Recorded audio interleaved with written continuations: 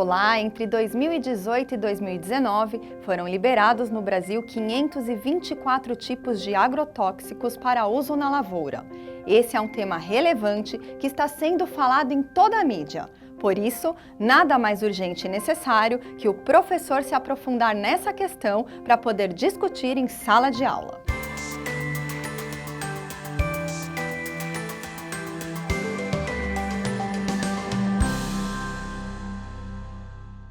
Olá, professora, tudo bem? Tudo bom, Vivian? Professora, para a gente iniciar esse bate-papo, fala para a gente qual que é o conceito de agrotóxico. Os agrotóxicos, na verdade, eles surgiram na Segunda Guerra Mundial e eles tinham um propósito. Eles funcionavam como arma química. Com o pós-guerra, o produto passou a ser utilizado como defensivo agrícola e ficou conhecido também como pesticida, praguicida ou produto fitossanitário. A partir de 1950, eles sofreram várias inovações que estão ligadas à chamada Revolução Verde. E aí ele iria, segundo seus defensores, ampliar através das técnicas de incremento de produtividade no solo, a oferta no planeta de alimentos para acabar com a fome no mundo. Então seria assim, o crescimento dos agrotóxicos e a Revolução Verde. Desta combinação, eles iriam acabar com a fome no mundo. E isso deu certo? Não, A fome no mundo, inclusive, aumentou muito, de lá para cá. E, com o tempo, ficou claro que o único propósito da Revolução Verde foi a maximização do lucro dos grandes produtores agrícolas. E ela produziu, a Revolução Verde, ela produziu as super safras em vários países do mundo, inclusive aqui no Brasil. Entretanto, as inovações que levaram à potencialização dos agrotóxicos envenenaram alimentos e o lençol freático, causando danos à saúde. Também na década de 50 aconteceu a chamada Revolução Pecuária, que aumentou o rebanho então existente para 70 bilhões de animais.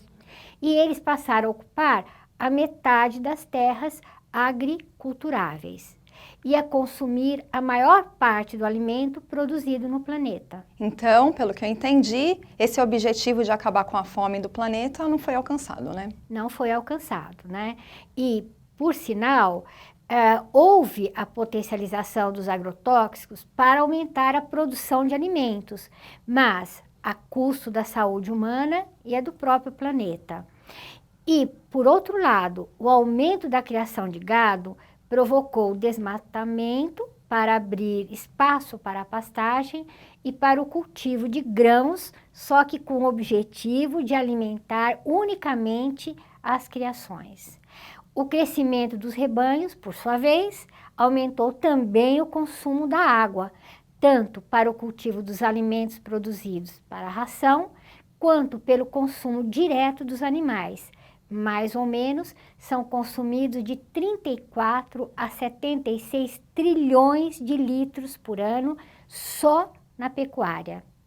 E, como todo mundo sabe, a água é um alimento e é finito. Professora, e como a senhora vê a liberação de agrotóxicos no Brasil? Com muita preocupação, Porque todo dia eu me pergunto qual será o nosso legado para as próximas gerações. No Brasil, o uso do agrotóxico, na verdade, nunca foi muito controlado. Mas no atual regime, a liberação se dá em ritmo acelerado, o que nos faz pensar que em curto espaço de tempo teremos uma calamidade. Para citar só uma pesquisadora, Thelma Neri, ela é especialista em saúde pública e alerta que já existem municípios no estado de São Paulo onde toda a água está contaminada, portanto, imprópria para o consumo. E qual que é a política do Brasil em relação aos agrotóxicos? No Brasil, já são utilizados, na agricultura, 2.000 tipos de veneno, que são os agrotóxicos. Contudo, entre 2018 e 2019, foram liberados 524 tipos de agrotóxicos, para uso na lavoura, sendo que desde janeiro foram liberados 262 agrotóxicos. E isso não vai parar, porque já existe um pedido, né, de 538 registros para novos agrotóxicos que já foram acatados pelo governo. Portanto, se o ritmo de liberação seguir assim, podemos encerrar 2019 com um novo recorde de aprovação de agrotóxicos, superando 2018, quando houve o maior registro de aprovação no Brasil. No dia 22 de julho, foi liberado outro agrotóxico que contém uma substância chamada sulfoxaflor, que foi responsável pela morte de 500 milhão de abelhas nos 3 primeiros meses de 2019, quando esse agrotóxico estava em fase apenas de testes aqui no Brasil. Nossa, professora, e como, por exemplo, essas mortes, né, impactam na nossa vida? As abelhas, né, elas são essenciais para o planeta e o equilíbrio do ecossistema. Elas polinizam plantações de legumes, grãos, frutas, e é através delas que cerca de 80% das plantas se reproduzem. Olha, aqui, gente, uma excelente pesquisa para o professor desenvolver na sala de aula. Os alunos tenho certeza, vão adorar, porque é um assunto, assim, instigante, né? O papel das abelhas para manter saudável todo o ecossistema do planeta, né? No mundo inteiro já é consenso, né, principalmente nos países mais desenvolvidos, que os agrotóxicos causam prejuízo à saúde, né? Eles podem trazer efeitos crônicos que vão desde a irritação nos olhos até câncer.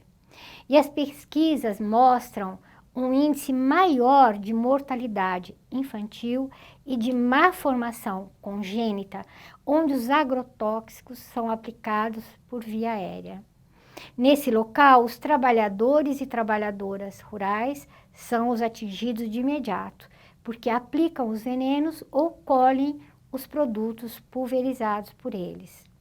Então, a situação é muito grave, não dá para fingir que nada está acontecendo. Com certeza, professora. Por isso, tão importante discutir não só na sala de aula, mas com toda a sociedade esse grave problema, né? Exatamente. Ok, professora. Por hoje é só. Muito obrigada pela sua participação. Obrigada a você. E o Papo de Professor fica por aqui. Até o próximo programa.